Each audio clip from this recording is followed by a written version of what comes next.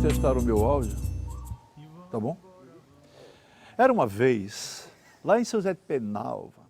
Bom, em Penalva, desde criança, eu já brincava de fazer teatro. Não é que em Penalva tivesse teatro, mas eu tinha o hábito da leitura. E eu já fazia teatro de brincadeira no quintal da minha casa. Eu inventava uns textos, procurava aquelas senhoras bem antigas para me ensinar as músicas do tempo que elas eram jovens, e eu intercalava dentro dos meus, entre aspas, textos. Aí eu convidava meus colegas do grupo escolar, minha irmã sempre cantava as músicas. E minha casa era uma das poucas que tinha muro, e eu cobrava ingresso, era uma peça por mês, mas não era dinheiro, era fruta. As crianças levavam uma manga, uma banana, um cupuaçu, um bacuri, esse que era o ingresso. Agora, eu era viciado também em radionovela. E também, a primeira manifestação, vamos dizer assim, artística, porque teatro não havia em Penalva, a manifestação artística que eu vi foram os circos mambembes. Mas eram uns circos tão mambembes que não tinham nem a cobertura de cima. E eu fiquei impressionado com os dramas, que na realidade não eram dramas, eles chamavam de dramas, mas eram comédias, e com o papel dos palhaços. Essa foi a primeira manifestação, vamos dizer assim, artística que eu vi, de fato. Teatro realmente eu nunca tinha visto. Bom, a minha memória mais remota de Aldo é quando fui morar em Penalva, ainda garoto, menino, né, acho que com uns 6, 7 anos, na época da alfabetização. Eu fui vindo do povoado de onde eu nasci, a família do meu pai era toda de lá. A minha mãe tem uma relação de parentesco com a família dele, que a minha mãe é afilhada do avô de Aldo, foi criada na casa dos pais de Aldo, e sempre se consideraram como irmãos e tudo. Tanto que a gente tomava bênção para eles como tios, e sempre considerou como tios, uma relação que ficou por o tempo todo, né? A Mary Teixeira me olhou e disse, meu filho, você faz teatro, já fez? Aí eu disse, olha, em Penalva eu fazia de brincadeira, e no liceu eu faço, mas não é teatro, eu faço figuração. Por quê? Ela disse, porque meu marido quer fazer uma peça chamada Cibito e o Dragão. E ele está precisando de um garoto como você, bonitinho, lourinho, de olho verde. Você pode vir aqui na minha casa hoje à noite? Eu morava numa pensão aqui na rua Henrique Leal, que vem lá no Jornal Pequeno. Eu disse, posso, é perto daqui, dá até para eu vir a pé. Ela disse, tudo bem. Aí à noite eu vim à casa dela. Aí o Biratã disse, ótimo. Aí eu comecei a ensaiar Cibito e o Dragão. No dia da estreia de Cibito e o Dragão, marcada, nesse tempo, peça infantil era feita à noite. Marcada para começar 8 horas da noite, começou 11 horas da noite. Quando acabou, o Fernando Moreira foi lá dentro e convidou o Biratã, Mary, para levar todos os atores para o aniversário dele, que seria daí a uma semana. Aí Mary concordou. Aí Mary disse, Aldo, tu tens calça comprida? Eu digo, claro que eu tenho. Eu tenho uma calça comprida só. Aí ela disse, então você vai sábado lá para minha casa, eu te levar no aniversário de Fernando. Aí a gente pegava o bonde bem aqui no abrigo, bem aqui da Praça João Lisboa, e fomos para a casa de Fernando, que era lá na Praça Deodoro, esquina com a Rua da Paz. Era uma casa muito granfina, muito rica e tudo. E lá nessa casa, nesse dia, foi que eu conheci Reinaldo Farai. Aí Reinaldo me olhou, disse, meu Deus, esse menino é muito bonitinho. Eu preciso de um menino desse para fazer O Príncipe de Branca de Neve e os Sete Anões. Você aceita? Antes de Aldo, eu já fazia teatro com o Reinaldo, teatro infantil, e nos chega aquele príncipe alto, de olhos verdes, magro, de Penalva, para integrar o elenco de Abraão e Sara. que reinauguraria o teatro, assim, inauguraria o lustre oficial, né? Seria o dia que o lustre ia ser recebido pelo público. Nós inauguramos com Abrão e Sara. Todos nós, remanescentes do grupo Tema, integramos o grupo Mutirão. Então, Aldo Leite já tinha uma história com Reinaldo Faray, não é? Anterior à minha chegada no Tema. Então, ele nos conheceu todos chegando no Teatro Experimental do Maranhão, que era dirigido pelo Reinaldo Faray. Aí começamos a ensaiar Branca de Neve e os Sete Anões, eu fazendo o Príncipe. Quando foi no domingo, saiu uma fotografia minha no jornal Imparcial, eu vestido de príncipe. E ela comprou 2 jornais. Ela disse, Aldinho, você manda uma para seu pai em Penalva. Ele vai ficar, como é que se diz? Entusiasmado. E eu caí na bobagem de mandar. Daí a 15 dias papai chegou. Nesse tempo não tinha estrada de Penalva, era lancha. Daí a 15 dias papai chegou. Foi lá na pensão e reuniu meus tios que moravam aqui e trouxe meu avô também, por parte de pai. Aí fez um almoço lá na Vila Passos para uma das minhas tias. E na hora do almoço faltava só um tio meu, que era um daqueles tios que morava naquela pensão que eu te mostrei. Ele fazia medicina na Argentina e ainda não tinha chegado para o almoço. Quando estavam reunidos, menos ele, esse que fazia medicina, papai disse, olha, eu queria mostrar para vocês a vergonha que meu filho está fazendo para a nossa família. Olha a qualidade dele aqui. Aí mostrou o jornal. Aí todo mundo, meu filho, pelo amor de Deus, como é que você tem coragem de fazer uma vergonha dessa para a nossa família? Aí cada um me repreendendo mais ainda. Nisso chegou esse meu tio. Disse, por que o Aldinho está chorando? Aí, papai, ainda bem que você chegou, meu irmão. Olha aqui a vergonha que ele está fazendo. Mas vai ser a última vez que ele faz isso. Porque agora está chegando no final do ano, ele vai para Penalva e não vai mais voltar. Vai me ajudar na quitanda lá em Penalva. Porque eu não vou pagar a pensão para filho meu estar fazendo coalheiragem com o tal de Reinaldo Faray aqui. Aí o Nelson olhou para mim e disse, Aldinho, eu vou lhe dizer uma coisa. Eu quero ser médico e para isso eu estou estudando. Se você quer fazer teatro, aqui não tem, nem sei se tem no Brasil. Estude teatro para você fazer teatro. A nossa vivência vem de muito tempo, mas precisamente eu inicio com o Reinaldo Faray. E Aldo já fazia algum trabalho com o Reinaldo Faray, tinha recentemente chegado de Penalva, que é o seu berço de nascimento, que é a Baixada Maranhense, um lugar muito rico de histórias, que isso interfere e influencia até hoje a produção dele, notadamente como escritor, mas agora contemporaneamente. E nós todos muito meninos, né? E com o Reinaldo, a gente estava no auge da produção, tanto na área do teatro quanto da dança, mas a cidade, na verdade, o Estado, ele carecia realmente de um movimento mais estruturado, de associações, de movimentos populares que pudessem legitimar e fortalecer mais essa produção, que, na verdade, ela era muito rica, ela era esfuziantemente bem produzida, porque Reinaldo era um homem multimídia. Quem tinha realmente critério e coisa era Reinaldo. Porque só muito tempo depois é que Tácito começou. Entrou Tácito, eu, essa turma mais jovem. Mas nesse período, quem realmente comandava o teatro no Maranhão era Reinaldo. Sobretudo o teatro infantil, que o Reinaldo tinha muito bom gosto, cenário, figurino e tudo. Eu quero falar uma coisa muito séria. Falar de Aldo Leite e dessa relação de uma produção cultural bastante evoluída, bastante crescida, não é suficiente. A gente tem que falar de um cara que é o homem mais generoso em termos de arte que nós conhecemos no Maranhão. Eu posso dizer que ele abriu as portas não só para mim, mas para várias outras pessoas da universidade, na época, que nós éramos universitários, e ele dirigiu o grupo de teatro da universidade. E nós fizemos vários trabalhos, né?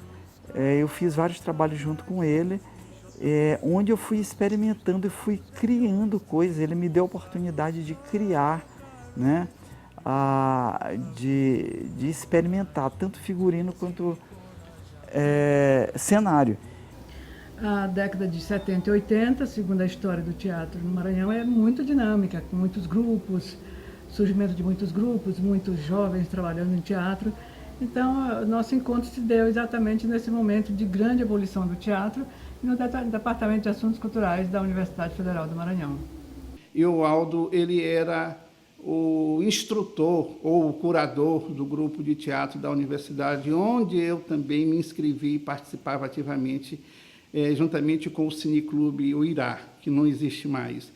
O grupo de teatro era o Gangorra, que ainda existe, está sob o comando de Estrelinha, né? Ana Teresa de Estevam Rabelo.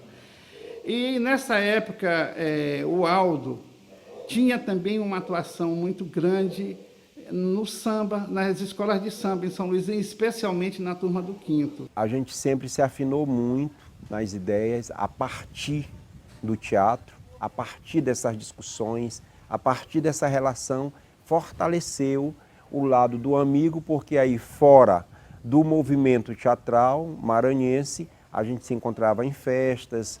Aldo foi durante muitos anos em parceria, carnavalesco da turma do quinto, que é a escola de samba nossa, e que todo mundo participava, e que Aldo tinha uma grande participação no desenvolvimento estético dessa escola. E tem um momento que não sei se todo mundo sabe, mas que poucas pessoas sabem, que nós não trabalhamos só na linha do teatro em si, mas no aspecto da criação. Aldo era um cara que tem uma visão de criatividade visual e plástica muito forte.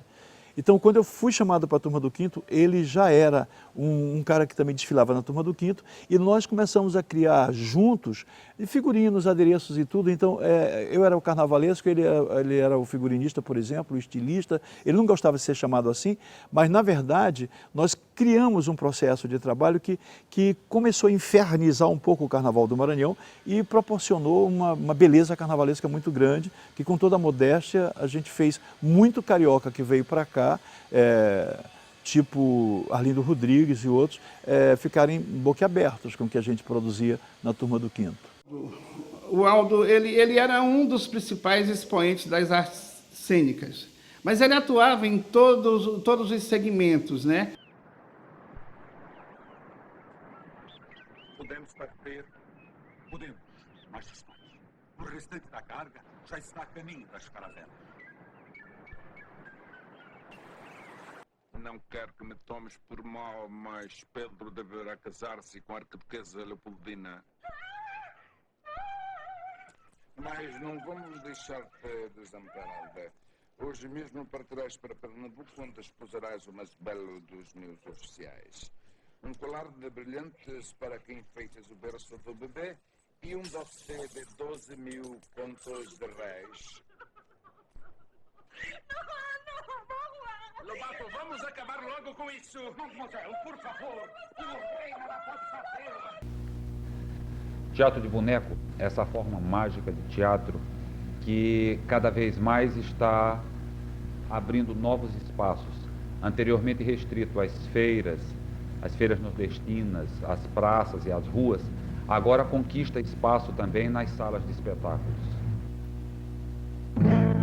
Vai, vai, vai, tira as pedras do caminho. Vai, vai, vai, que você não tá sozinho. Vai de milhão. Vai, vai, vai, tira as pedras do caminho. Vai, vai, vai, que você não tá sozinho. Então, o Aldo era sempre uma pessoa muito generosa, muito solícita. A primeira viagem que eu fiz, por exemplo, a São Paulo, o Aldo colocou a sua kitnet à nossa disposição. Venha para a minha kitnet, apertadinha, mas sempre com porta mais um. Então, ele era dessas pessoas que via o potencial das pessoas e tentava ajudar de acordo com o que o perfil pedia. Então, ele estava sempre ajudando a todos de forma distinta e era uma pessoa muito generosa, muito atenciosa, o que nos cativou e a gente aproveitou e aprendeu muito com ele. A minha participação no tema era muito grande, eu trabalhando sempre como ator. A primeira vez que nós saímos daqui para o festival, foi em São Paulo, no Festival de São Carlos. E lá, agora Reinaldo, ele tinha um gosto muito específico, tu tá entendendo? E nesse festival, eu e Facuri assistimos uma peça chamada Zoo Story, do Albi, a história do Jardim Zoológico. E eu e Facuri ficamos apaixonados pela peça. Eram 2 personagens. A peça se passava no Central Park de Nova York. Não era bem hippie, mas era um rapaz daquela época que tinha um senhor de classe média sentado no Central Park lendo um livro, e esse rapaz chega meio doido assim, comendo uma maçã, e senta perto dele e começa a provocá-lo. E o senhor não dá bola para ele. Mas ele começa a provocar até que começam a conversar. Eu sei que lá pelas tantas, o rapaz puxa um revólver do bolso e o senhor fica apavorado. Aí ele diz, não tenha medo, não tenha nada. Eu sei que ele termina. O rapaz não queria atirar no cara. O rapaz queria que alguém atirasse nele, no rapaz. Ele termina forçando o senhor a atirar nele, no rapaz. Eu e Facuri ficamos apaixonados pelo texto, pela história, e Reinaldo achou aquilo uma doidice, que iam nos esculhambar aqui em São Luís e tudo. Aí Facuri veio e disse, Aldo, Facuri tinha entrado na UFMA como ator, como aluno. Reinaldo não quer, então eu vou dirigir. E a gente vai falar com Eugênio Giusti para ser este... Eugênio era bem mais velho do que eu. Reinaldo não quer tudo. Aí falamos com Eugênio aceitou. Aí Facuri dirigiu. Quando Facuri dirigiu, veio o convite de Pascoal para a universidade, para um festival de teatro de estudante em Arcozelo, no Rio de Janeiro, para a UFMA. Como Facuri era estudante da UFMA, nós fomos para esse festival de Arcozelo com o Zoo Story. E lá, nesse festival, levamos o Zoo Story e eu ganhei o prêmio de melhor ator com essa peça. E Reinaldo ficou puto da vida. Mas, independente disso, nós tínhamos uma relação amigável, mas sempre havia uma... Ele ajudou a formatar, talvez, uma equipe, um grupo, que embora não fosse coligado intimamente, mas que em termos de pensar uma ideologia para a arte, uma filosofia de mobilidade, de ação, etc., na arte maranhense, foi um dos caras que ajudou muito a motivar esse tipo de trabalho. Porque Aldo fazia parte de um movimento independente desse movimento federativo. Ele fazia parte do tema Teatro Experimental do Maranhão, sob a égide do professor Reinaldo Farai, grande encenador, grande diretor maranhense, e só depois é que ele vem, o grupo deles vem chegando para o movimento federativo. Quanto ao horário, senhor delegado, as razões são por demais óbvias. Além do mais, trabalharemos por uma causa nobre e à luz da lua, que é menos cansativo e mais poético. Agora, quanto a quem vai desenvolver esta ou aquela tarefa, é simples. Tocam fogo no grupo escolar, os presos da sua cadeia, comandados pelo senhor e seus soldados, claro.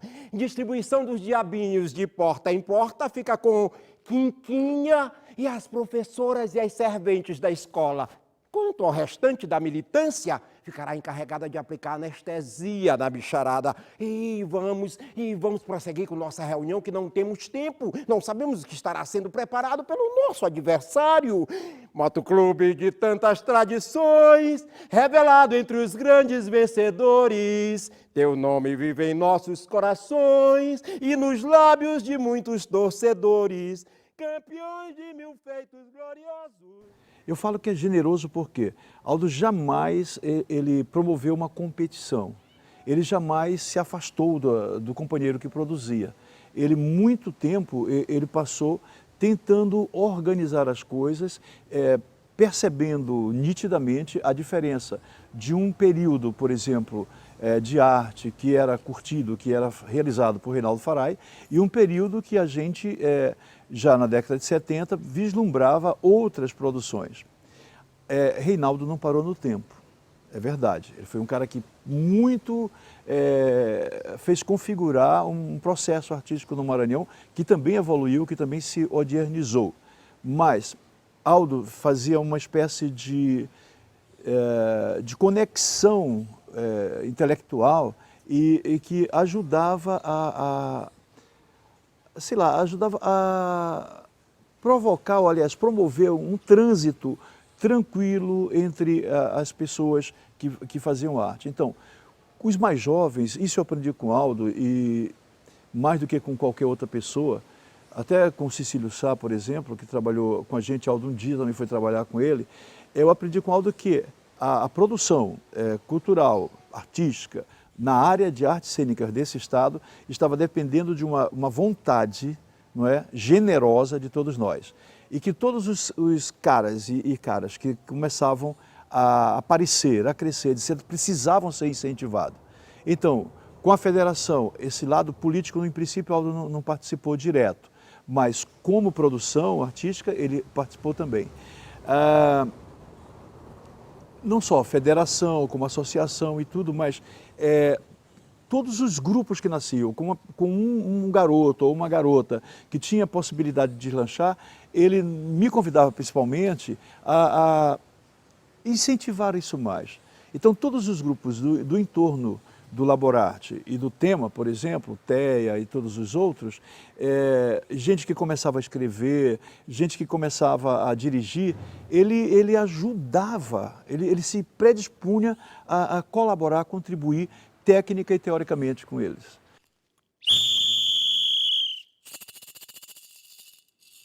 Toquei apito, agora vou reunir. Eu vejo meu povo formar. Toquei apito, agora vou reunir. Eu vejo meu povo formar. A minha turma, quando chega no cercado, faz a poeira levantar. Eu sinto a terra tremer no balanço da vila, onde eu canto meu guarnecer. Eu sinto a terra tremer no balanço da vila, onde eu canto meu guarnecer. Toquei apito, agora vou reunir. Aê, rapaziada! O movimento teatral era inflamado naquela época. Infelizmente, hoje já não se vê com tal afinco, né, esse movimento teatral. Hoje parece que as coisas acalmaram mais, amornaram, sabe? Mas a gente tinha toda uma motivação política, sabe? A própria juventude que a gente tinha na época, né? E que nos dava um vigor a mais, um gás a mais. Então, era bastante instigante fazer teatro nos anos 70, início dos anos 80, o que hoje já não se percebe muito.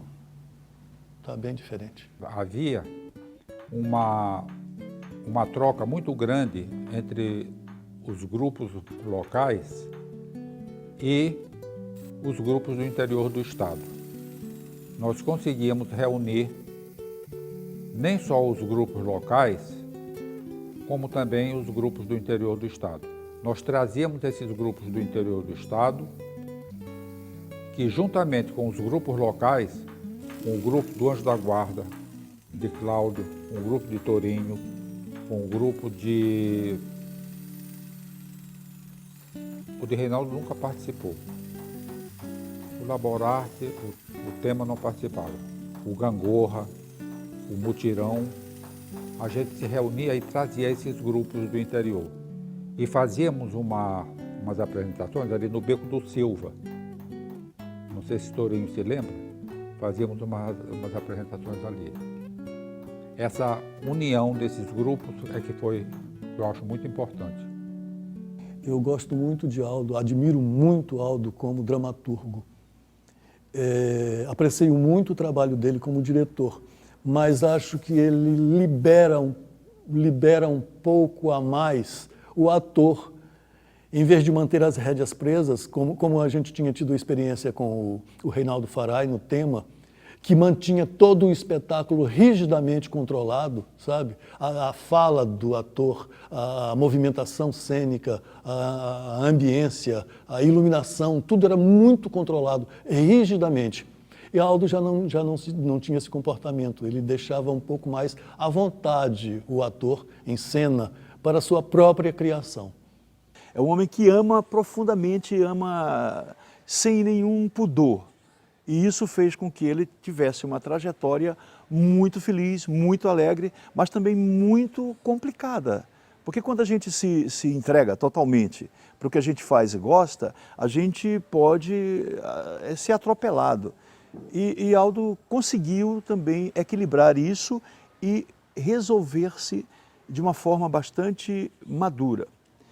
A minha relação em termos de produção com Aldo, ela se dava muito em ter, por exemplo, o entendimento da nossa produção dentro da arte e cultura popular de uma forma mais política e de imediato, mas com uma consciência mais politizada talvez, em termos estéticos, enquanto ele tinha esse conhecimento por uma questão de entendimento e conhecimento via USP, por exemplo, e mesmo trabalhando com o tema, ele começou a perceber que era hora de dar um salto, não é, em termos de produção. E Aldo, então, ele começa a caminhar com seus próprios pés, e não só caminhar, como ele começa a criar uma nova linguagem teatral para o Maranhão. E esse expoente acontece, essa explosão acontece, quando ele, em viagem para o interior, ele, que era um homem muito observador e originário da Baixada Maranhense, conhecia muito a miúde toda essa realidade, e ele então, vivenciando e presenciando a história de uma jovem pegando carona com um caminhoneiro, ele então escreve Tempo de Espera. Nós éramos do Tema, Teatro Experimental do Maranhão, e viajávamos juntos com um espetáculo que era o Mistério do Sexo, de Coelho Neto. E ele fazia uma personagem e ele outro, e nesse conjunto de viagens para o interior ele começou a fazer uma pesquisa.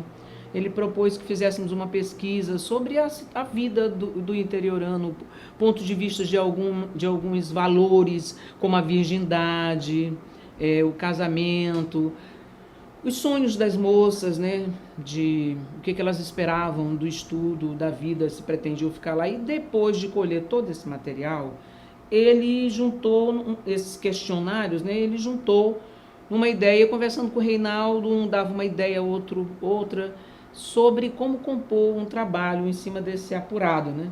Um dia o Aldo reuniu um grupo, eu, Cosme Júnior, Leda Nascimento, Fátima Moraes, Lisete Ribeiro, e contou da ideia que ele tinha tido a respeito de um espetáculo. Ele não apresentou assim, um roteiro, não, ele contou uma história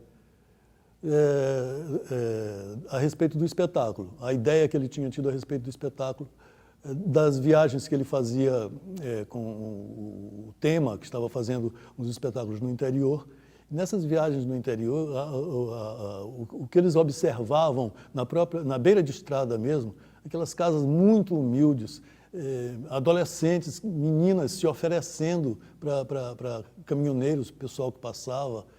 Então aquilo tudo foi muito, muito marcante para ele, e ele estruturou o roteiro de Tempo de Espera em cima dessas experiências, dessas próprias experiências. E aí eu fui com ele, eu fiquei encantada, eu disse, Aldo, isso é muito vida, muito bacana isso, mas sem palavras, assim, esse modismo do teatro sem palavras, essas coisas de arena, de não sei o que são bonitas, mas eu não sei se a gente tem esse lado, assim, da escola de teatro para fazer isso. Então seria um mimodrama, sem um texto escrito, sem falas, a gente apenas interagiria no palco, sem fala formal de espetáculo. Ele disse, não, não é um espetáculo sem palavras, porque o Tempo de Espera é um espetáculo de linguagem de gestos, Lida. Tu tens que compor a tua personagem com uma linguagem de gestos. Ela tem que nascer primeiro dentro, aí eu disse, então vamos para a luta. Nós gostamos muito da ideia, era um processo inovador, não é? Na nossa dinâmica de experiência teatral, e a gente começou a costurar os personagens. Aí juntaram os personagens, os atores, Cosme e Zé Inácio, originalmente Lisete como parteira, eu, Cosme e Zé Inácio, Fátima como a filha, eram 5 personagens, e aí a gente começou a fazer exercícios teatrais de improvisação. Surgiam palavras, merda de vida e não sei o que, aí foi se tirando, ele foi dosando, vamos tirando, não é necessário falar. Ele deu o indicativo quais seriam os personagens, designou cada um, eu faria o pai velho do espetáculo, e a partir de então a gente começou a trabalhar individualmente e no palco coletivamente. Daí nasceu o Tempo de Espera. O Tempo de Espera, pode-se dizer que ele começou como um grande exercício, como um excelente exercício teatral. Então, um trabalho que não tem palavras e tem, por conta disso, uma dimensão de emoção e de trabalho cênico extraordinário. E aí ele faz não é bem uma ruptura, mas ele faz um divisor de águas do teatro que se fazia até então, que seguia a escola de Dulcina de Moraes, que Reinaldo era um homem absolutamente preparado. Isso não significa dizer que o teatro que se fazia antes não tinha valor, absolutamente. Apenas se começa uma nova linguagem teatral e capitaneada por Aldo Leite. E daí o dinamismo, a forma como se desenvolveu, levou ao sucesso, ao resultado que praticamente o Brasil inteiro conhece, ou conheceu naquela época. E ganhou um prêmio, que é assim, uma honra para o Maranhão, né? O prêmio Molière, acho que é Molière, né? O prêmio que ele tem. É, Molière. Molière, é um prêmio assim nacional, que poucas pessoas, hoje já deve ter muito mais, né? Mas naquele tempo poucas pessoas conseguiram. E ele era um dos poucos. Então foi assim uma glória para o Maranhão. Quando eu era criança lá em Penalva, eu fui sacristão do padre. E era comum, todos os meses, aqueles lugarejos próximos das cidades convidarem o padre para rezar uma missa nesses lugarejos. E não havia estrada. Então, normalmente, a pessoa encarregada desse lugarejo ia até a cidade, até em Penalva, buscar o padre e o sacristão, para que ele fosse rezar a missa lá. Numa dessas viagens, a gente saía de Penalva 4 horas da madrugada. Nós estávamos no caminho, o padre num cavalo, eu em outro e o senhor no outro. Nós estávamos a caminho, estava amanhecendo e nós ouvimos uns gritos na estrada. Aí o padre perguntou o que era. Aí o outro senhor disse, deve ser a mulher do senhor fulano de tal que deve estar parindo. Aí o padre disse, vamos até lá. Aí botamos o cavalo. Quando nós chegamos lá, era uma casinha bem pobre e tinha uma mulher no chão, terra batida, ela nua, com uma corda amarrada na cintura, os 2 filhos puxando de um lado e de outro da corda, o marido dando de chicote e a parteira no meio, tentando tirar a criança. E era só sangue no meio do chão. Eu comecei a vomitar, que eu fiquei horrorizado com aquilo. E o padre gritou, pare com isso, pare com isso, pare com isso. E eu saí, e o padre entrou e o padre terminou resolvendo. Aí eu não sei como é que ele terminou, porque eu fiquei com vergonha de perguntar. Eu sei que na volta, o padre perguntou para o moço que nos levou se a senhora tinha morrido. Ele disse, não, ela não morreu, mas a criança nasceu morta. Claro.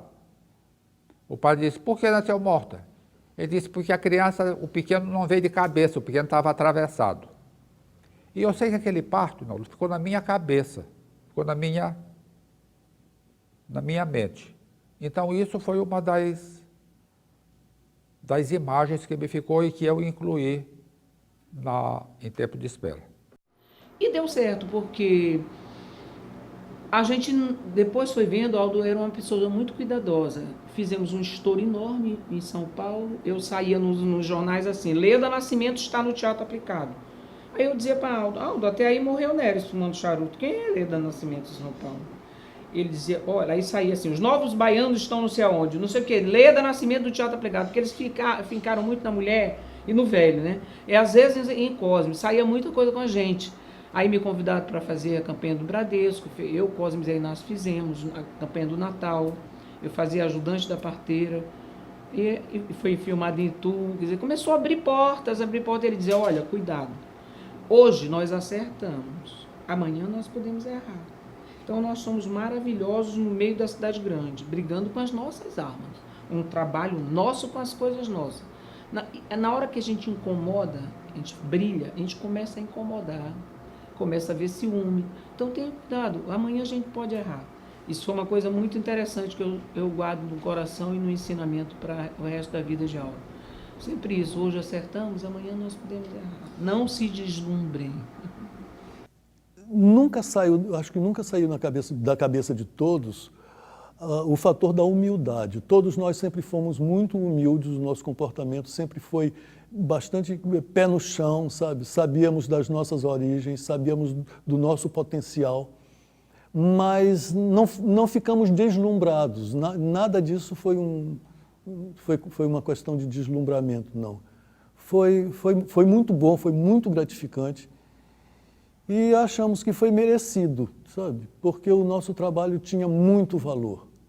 Em Nancy, nós fomos convidados por uma fundação de Amsterdã que nos daria tudo, hospedagem, alimentação e toda a bilheteria do teatro. Quando nós chegamos em Lille, que tinha um padre, Tácito até que conseguiu essa apresentação, ele tinha sido padre aqui na Alemanha. Quando nós chegamos em Lille, um teatro enorme, lotado, só tinha gente adulta, o padre disse, olha, Aldo, eles querem um debate. Eu disse, mas olha, meu francês não sei se dá para fazer um debate assim. Ele disse, não, eu te ajudo. Eu sei que uma das primeiras perguntas foi, levantou uma senhora e disse, eu quero saber o seguinte, o que é que vocês precisam para começar um movimento de luta armada no estado de vocês? Armas ou dinheiro? Eu entendi. Eu disse, olha, sim, antes eu tinha ido à Embaixada do Brasil em Paris falar com o embaixador, que era Delfim Neto, para ver se conseguia as passagens de volta para o Brasil. E o secretário dele, depois de uns dias, depois de umas horas, me mandando esperar, disse que eu passasse lá daí uma semana.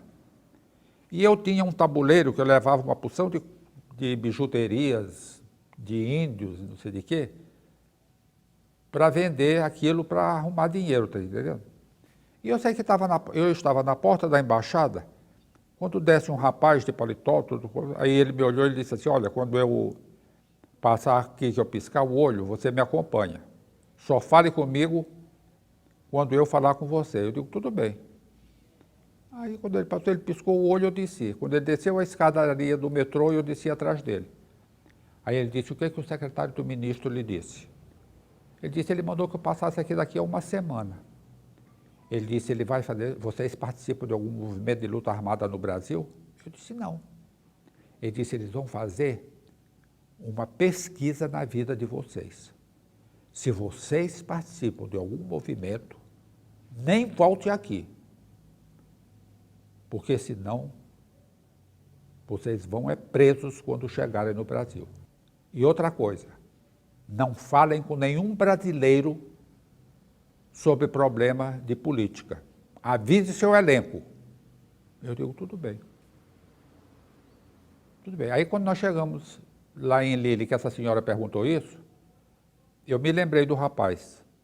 Eu disse, essa mulher pode ser algum dedo duro. Eu disse, não, nós somos apenas um grupo de teatro que está fazendo espetáculo para ganhar dinheiro para voltar para o Brasil. Quando eu falo generosidade, eu era no período o presidente da Confederação Nacional de Teatro Amador.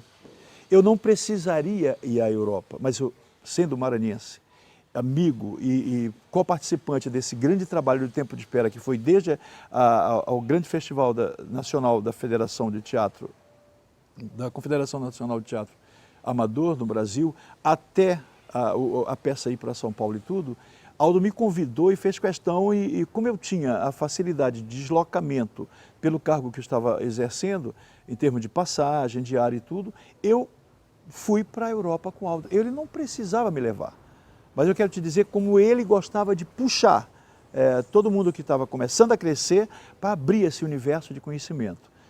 Nós chegamos lá 7 horas da noite em Munique. O espetáculo começava às 8h30, montamos o cenário rápido, eu e Facuri. Quando a peça começou,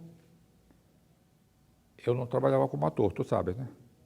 Quando a peça começou, eu estou conferindo lá os ingressos com a dona do teatro, ela falando em alemão, eu sem entender absolutamente nada, e eu dizendo, sacana, tu estás me enganando, eu brincando assim, né? Quando abre a cortina assim, sai uma alemãozona assim, de 2 metros de altura, e me aponta. Aí ela perguntou, você fala francês? Para mim, chorando a mulher. Eu disse, ampé. O que você é da peça? Eu disse, eu sou o autor e o diretor. E ela pegou na gola do meu pullover, que estava muito frio, pegou a gola do meu pullover, deu uma porrada na minha cara, pá! Eu caí no chão, essa mulher caiu em cima de mim, escanchada, dando porrada na minha cara, pá, pá, pá, pá, pá, pá. Eu chorava, não era de emoção, era de dor.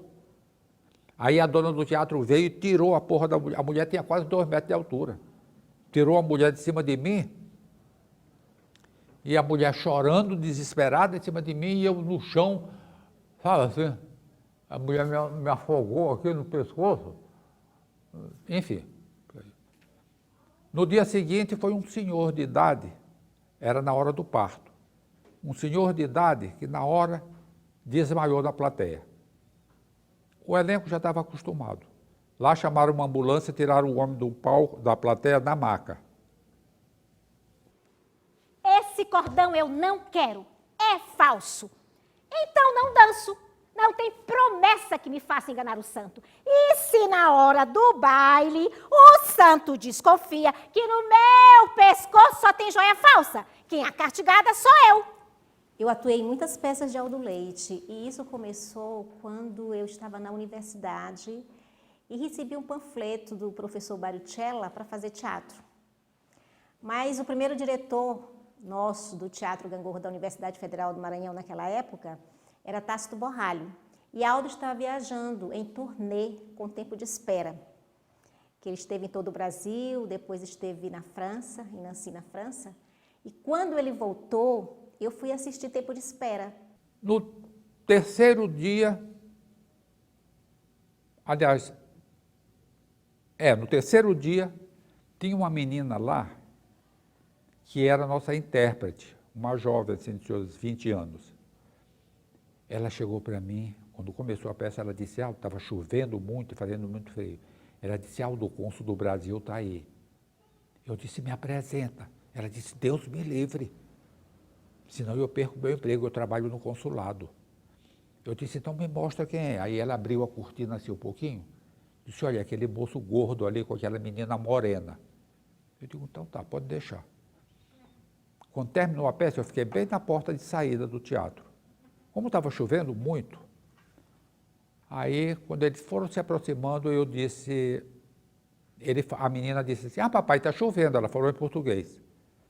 Aí eu abri o público e disse, vocês são brasileiros? Aí ele abriu o olho, você é brasileiro, rapaz? Eu disse, sou. Eu não lhe conheço. Eu disse, porque eu sou da peça. Você é da peça, venha cá.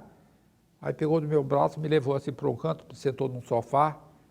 Rapaz, que beleza de espetáculo. É isso mesmo que vocês fazem. Vocês jovens têm mais é que sair pelo mundo afora, baixando o cacete desses militares sem vergonhas do Brasil. Porque, olha, eu vou te dizer, governo militar é uma vergonha. Aí ele começou. Aí ele falou, e eu calado. Aí quando ele terminou, ele disse, vem cá, Só eu que falo, você não fala nada? Eu disse, você está falando de política, eu não entendo de política. Ah, quer dizer que você é um ator de teatro alienado? Eu disse, olha, o senhor me rotula como o senhor quiser.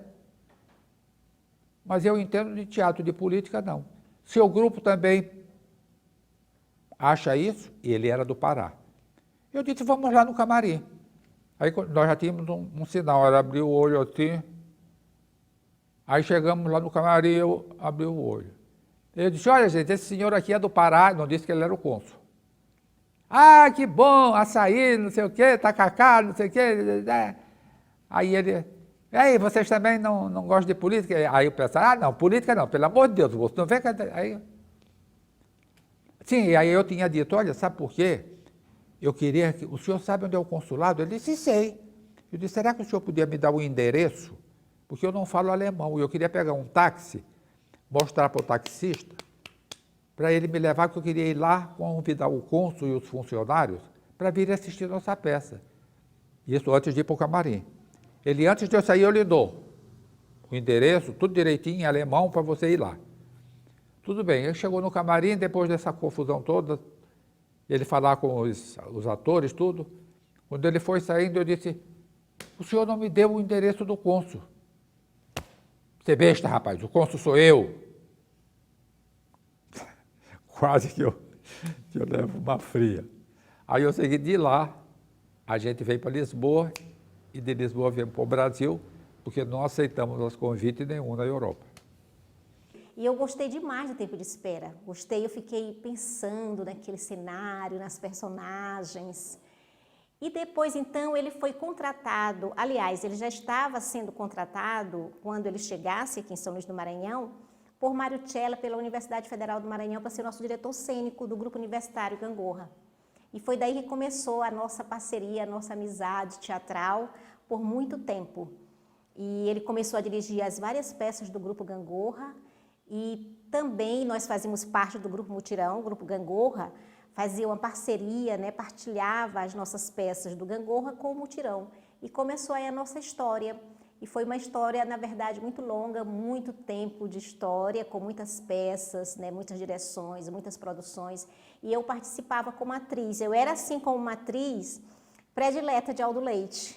O espetáculo que eu destaco, que esse é de uma grande significação, aí já num outro momento de amadurecimento, ele como diretor, Reinaldo na equipe técnica também como figurinista, cenógrafo, Silvana Cartagenes e Jorge Mendes como iluminadores.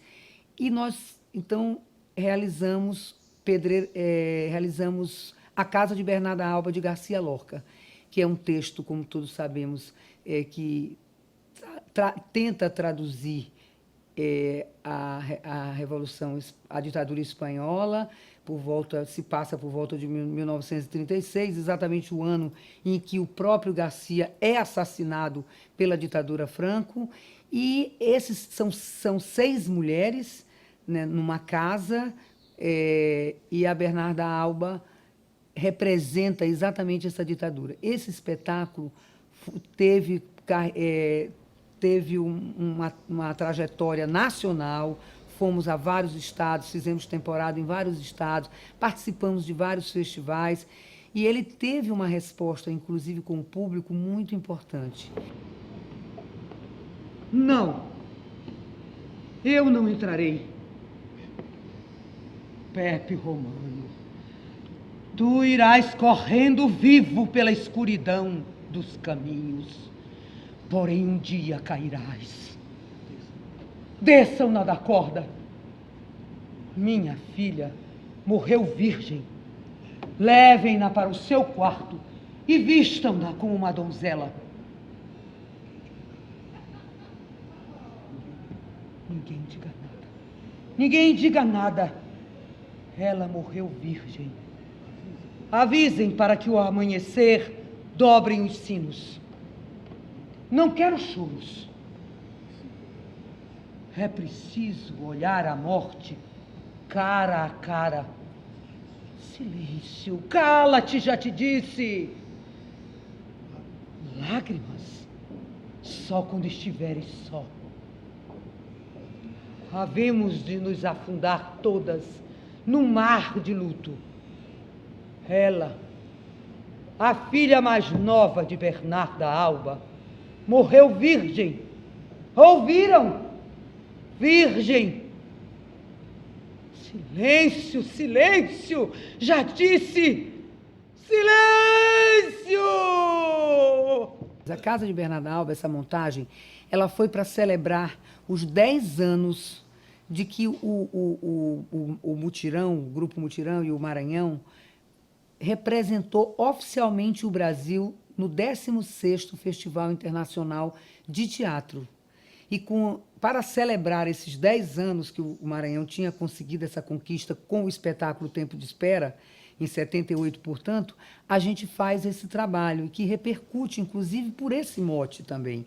E também pela força da dramaturgia do texto, que é inquestionável, né? Uma vez eu estive visitando o Aldo aqui no Naseu Quadros, né? Naseu. E era sobre, no período da montagem de Bernarda Alba. E Aldo sempre estava comentando conosco como era o processo que estava sendo. E uma das pessoas que foi convocada para fazer a mãe da Bernarda foi Nerine. Foi.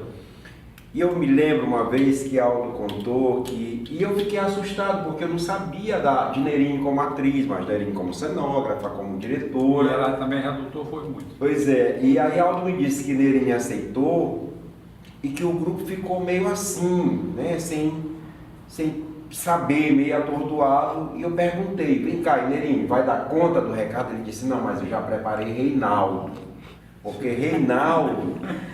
Se Nerine não der conta, Reinaldo entra em cima da hora. Mas eu chamei Nerine e disse para ela, olha, Nerine, você vai fazer essa personagem que é muito importante dentro do espetáculo, mas uma coisa eu vou te dizer, se dentro de, faltando um mês para estrear o espetáculo, você não der conta, eu coloco o Reinaldo para fazer.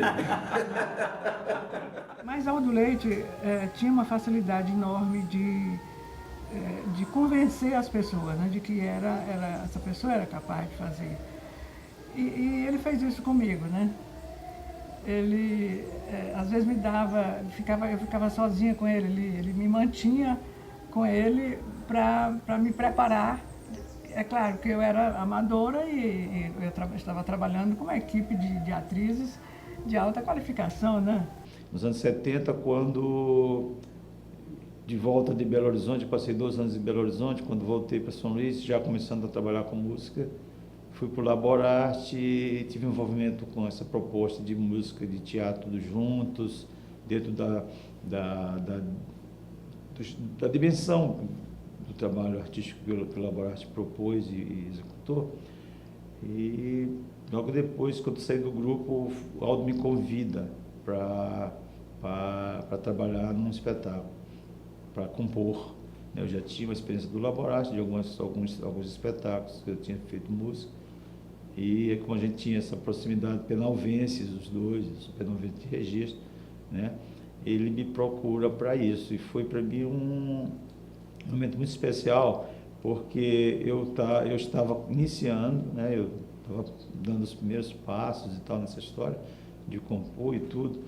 Tinha saído do Laborarte para uma proposta de fazer um trabalho solo, de tocar uma carreira de músico, de compositor, e fui agraciado com esse convite, né, de escrever melodias para um espetáculo que estava sendo montado por ele, que era um artista que eu já tinha uma admiração, né, desde garoto, né, acompanhava de longe, mas acompanhava a trajetória dele, né, e foi um elogio para mim. Eu acho que o Aldo tem dois trabalhos que se destacam dentro da sua vasta produção cultural. É exatamente a peça Tempo de Espera e a ópera Aves de Arribação. A Aves de Arribação, para mim, foi um marco, Aves de Arribação, que, mais uma vez, demonstra que Aldo era um observador, era um artista nato. Então, foi uma coisa assim que eu mergulhei de cabeça e trabalhamos junto em vários momentos, né? Fizemos alguns espetáculos, eu musiquei várias peças, assim, em textos de outros autores, que na época do Gangorra, né, eles foram montados lá, A Luz de uma Barriga, Pedreira das Almas, até Aves da Ribação, que é uma proposta, é um texto dele, né, que tem com letras escritas por ele, né, letras integrantes do texto, onde eu entrei com a melodia, com as melodias, mas fiz uma canção que foi a canção de abertura, que ele não tinha escrito um texto para essa canção, ele queria que fizesse alguma música que tivesse esse alcance, né, que atendesse, né, a expectativa de uma abertura de um espetáculo como aquele. Então, essa peça que é fantástica, tem os pássaros do alto e os pássaros de baixo. Fica claro essa distinção das classes em que o espetáculo aborda, né? Foi fantástico para mim. O meu surrealismo, ou melhor, o expressionismo, que eu vinha dessa escola toda questionadora da sociedade, dos oprimidos e tudo, ela ganha uma nova roupagem. Então, o espetáculo de Aldo termina por influenciar, inclusive, meu trabalho como um artista plástico. E isso determinava os caráteres, né? Os pássaros de voo alto, eles eram muito nobres, porque eles estavam em cima e eram de plumagens bonitas, coloridas, e queriam dominar. Não se contentavam, que já eram abastecidos pelo de baixo, porque o de baixo eram as raízes, era o alimento do que está em cima, eles não se contentavam com isso, ainda queriam tomar conta, levar a ilha. Não, eles queriam levar a ilha, eles queriam se apossar de outras coisas, das frutas, queriam governar os dois lados. E aí os pássaros de baixo aprontam uma, através do fenômeno que a ilha sofre, os pássaros de baixo resolvem sair, porque na hora que a raiz sai, eles vão desmoronar. São pássaros do pântano, que têm pés grandes, que sabem viver, né, de acordo com o seu habitat. E detalhe, eles são lindos também. Fiz um estudo disso, não fiquei preso a realismo, a realidade, até porque Aldo sempre deixa e estimula esse extrapolar, essa superação desses paradigmas com a realidade.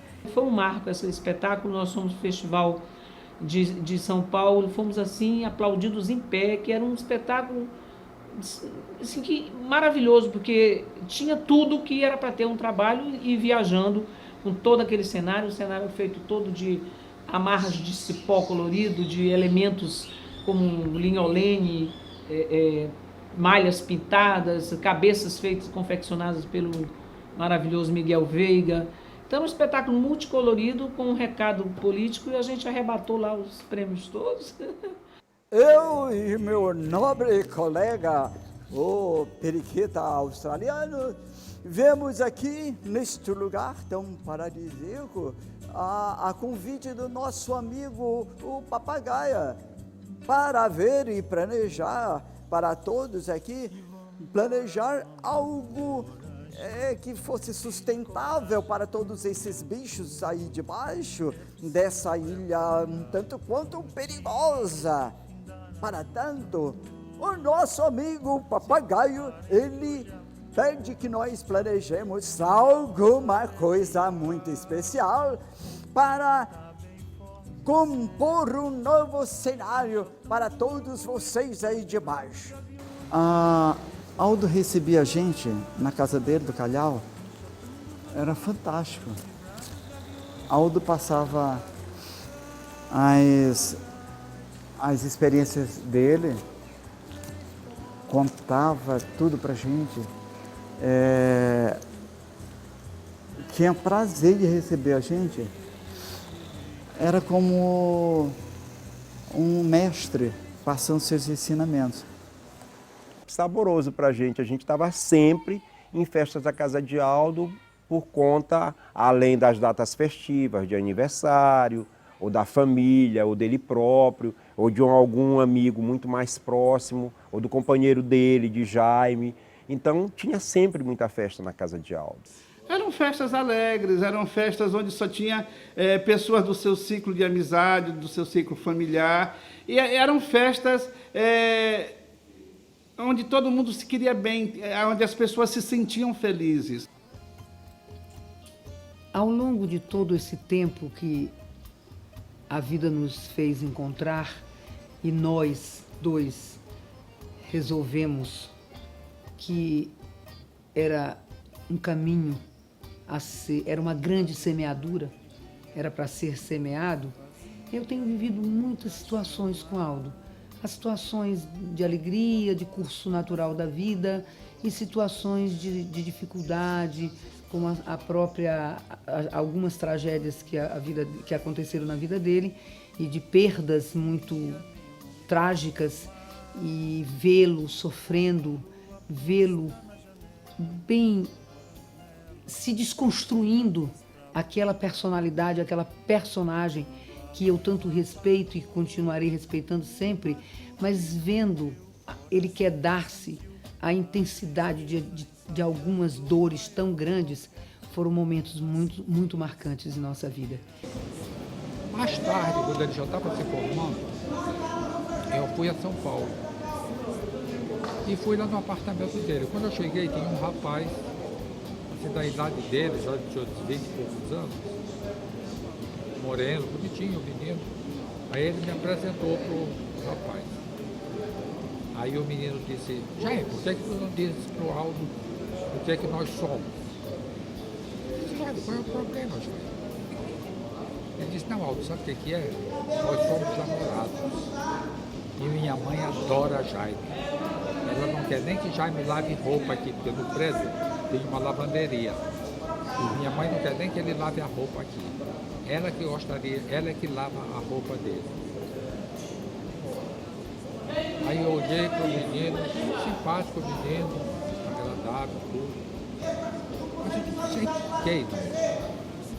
Quando eu olhei para o rapaz, até boa aparência e tudo, mas teve uma coisa que não ficou muito, sabe, o sexto sentido? Sim. Tudo bem. Era o dia do aniversário do rapaz. Ele disse, eu vou te levar no aeroporto. Eu digo, não precisa. Não, eu faço questão de te levar no aeroporto. O avião saía às 11 horas da manhã e ele foi. Eu disse, olha, Jaime, cuidado, hein? Cuidado com o quê? Eu disse, não, com o trânsito, mentira. Aí vim embora. Aí ele terminou o curso e veio. Quando ele chegou, não.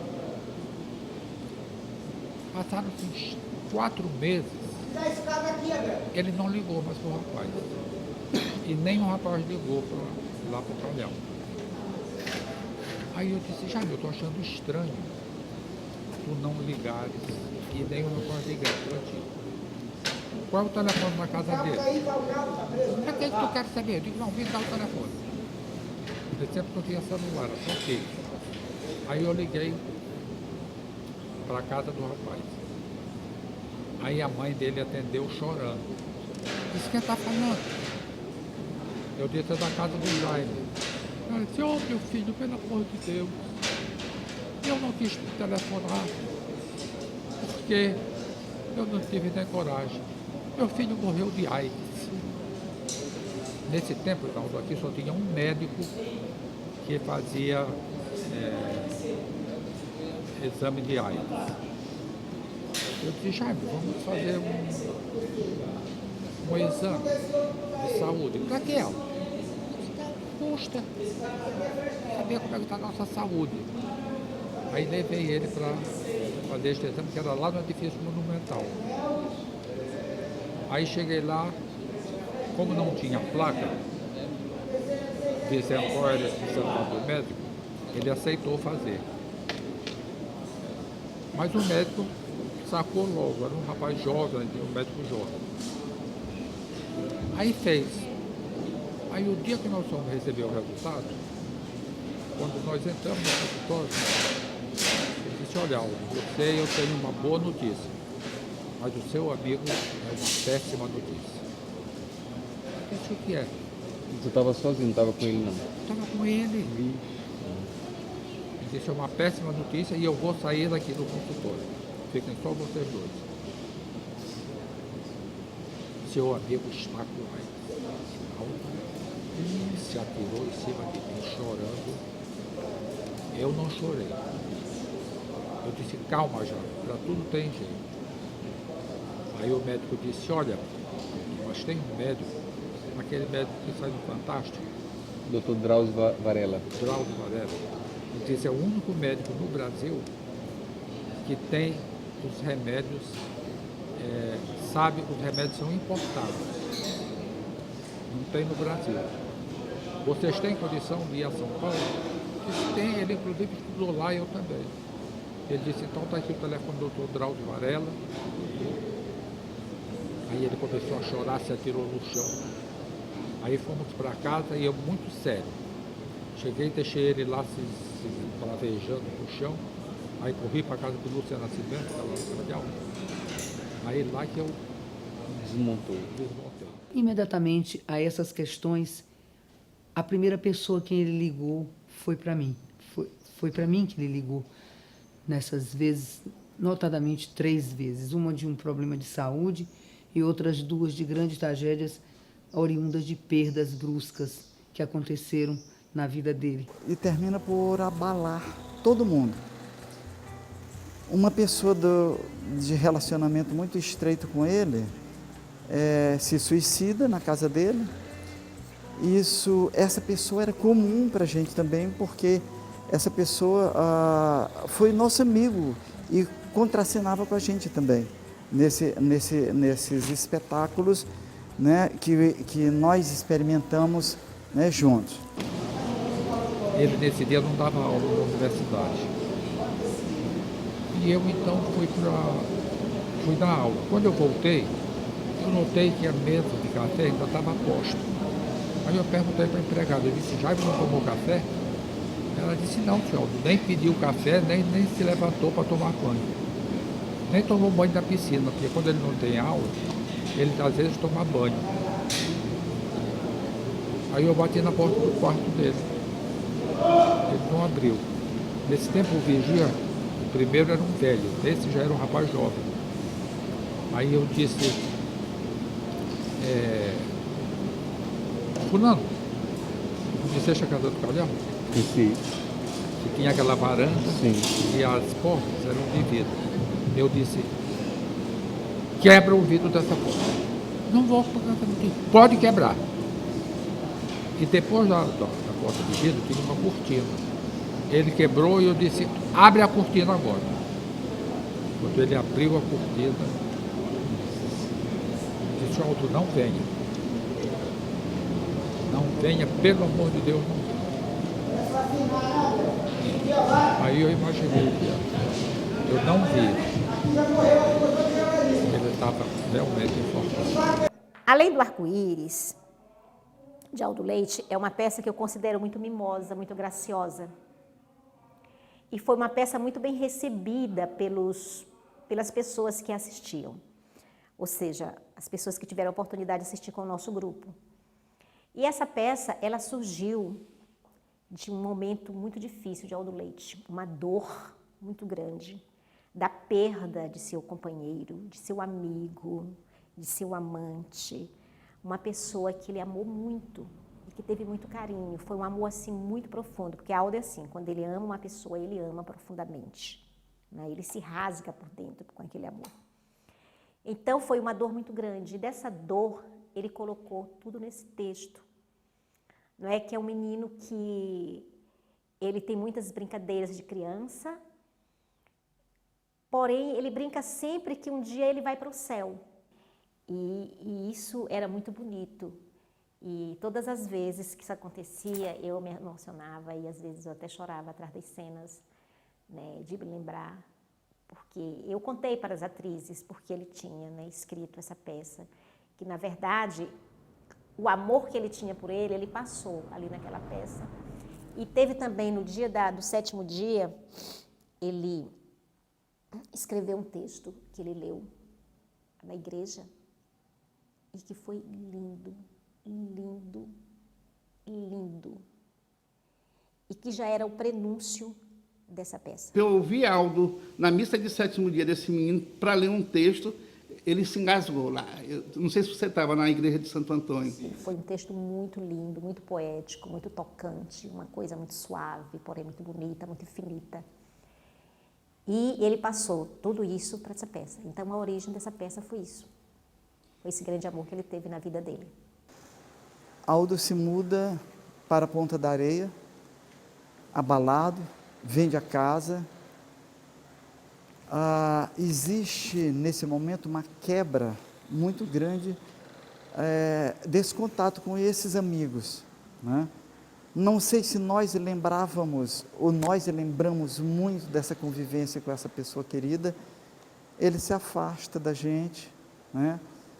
Aí ele começa a morar na Ponta da Areia, e lá na Ponta da Areia, mais uma vez, a pessoa que era amigo comum com o outro rapaz que tinha suicidado, que foi o Jaime Furtado,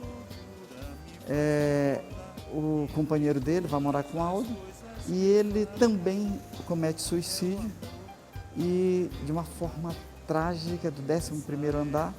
2 suicídios na vida dele. E dentro da casa dele, todos 2. Ele se muda para uma outra casa, o outro se joga da janela. Nesse momento, ele se fecha mais ainda. Ele tinha depressão, não sei se ainda tem ainda, então essa depressão dele também fez ele deixar de fazer muita coisa. E eu senti assim que uma vez ele chegou lá na universidade, né, e eu sentia eu vivia esses conflitos com ele. Antes dele dar aula, acontecia a mesma coisa que acontecia nos palcos. Ele primeiro vomitava, ele primeiro se angustiava, ele primeiro suava muito. Uma vez eu encontrei ele no corredor assim, eu disse, meu Aldo sofre tanto para entrar numa sala de aula, porque ele não estava bem emocionalmente. Isso aí também eu presenciei, ele não estava bem emocionalmente.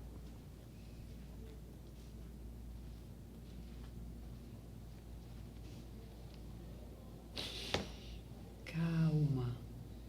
Aldo, tu poderias ter morrido, meu irmão. Olha, tu precisas repousar. Do jeito que as coisas estão, não pode continuar, meu irmão. Sinceramente, fica calmo, fica calmo. Por acaso tu és médica? Onde já se viu? Ontem no hospital, tu arrancaste a própria sonda, meu irmão. Parecia um louco furioso. Calma. Eu tive que chamar o médico para vir aqui conversar contigo. Por favor, meu irmão, calma. Doutor, pode entrar. Bom dia, Aldo. Eu já estou sabendo o que aconteceu ontem, viu?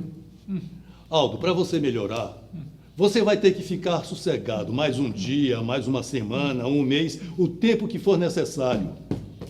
Quando você escreve suas peças, não é você que determina a ação dos personagens?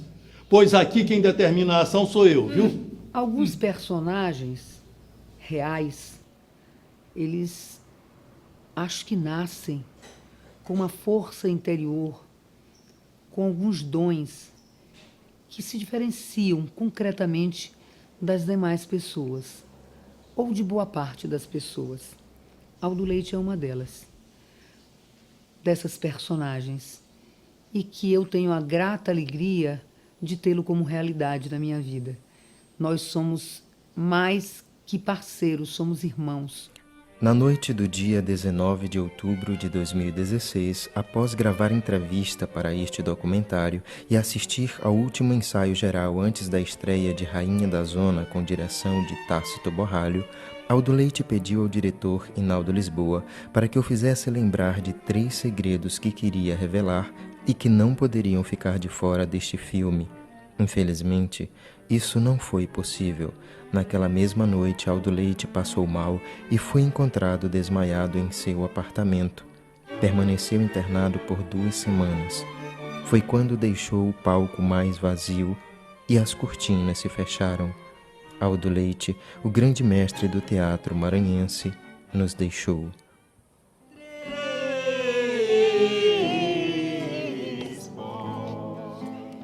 Vamos embora, gente. Siricora já cantou.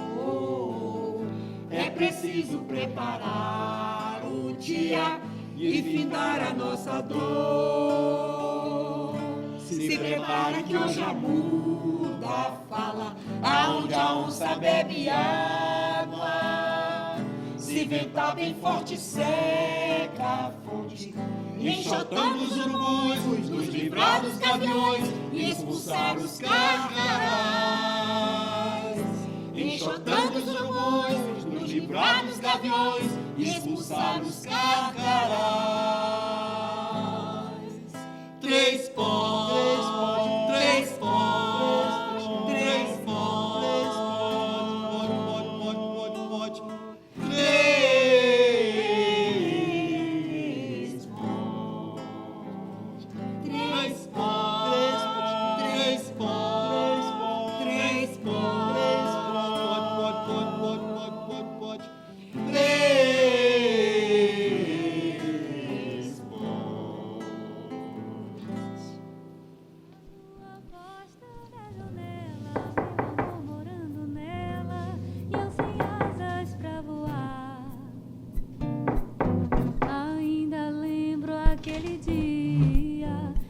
Aldo Leite, já estás pronto? Vai tocar o terceiro sinal. A lua posta na janela, meu amor morando nela, e eu sem asas pra voar.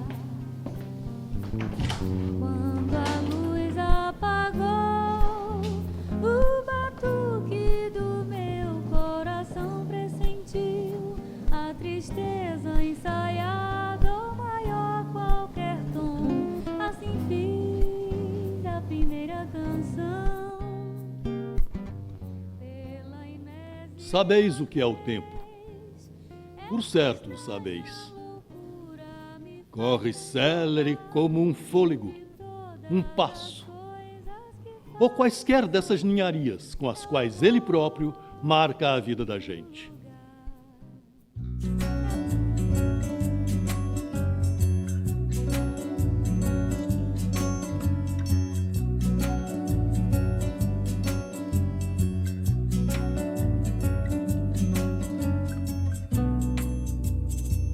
E vamos embora, gente. Siricora já cantou.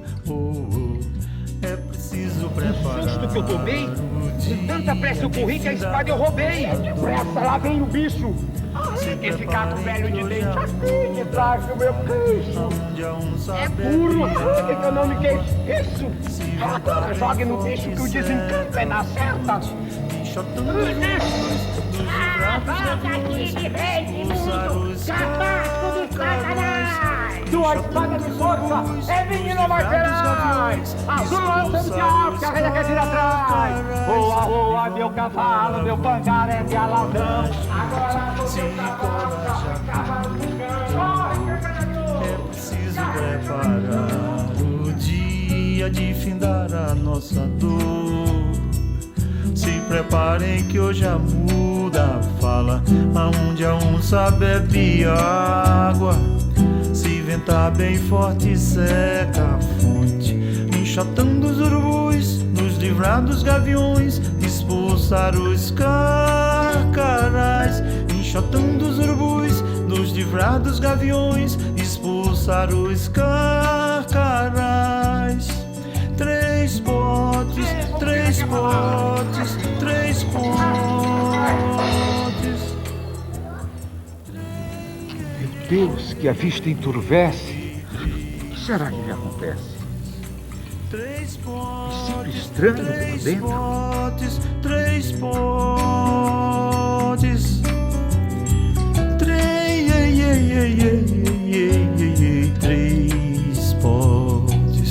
3 potes, 3 potes, 3 potes, 3 potes, 3 potes, 3 potes.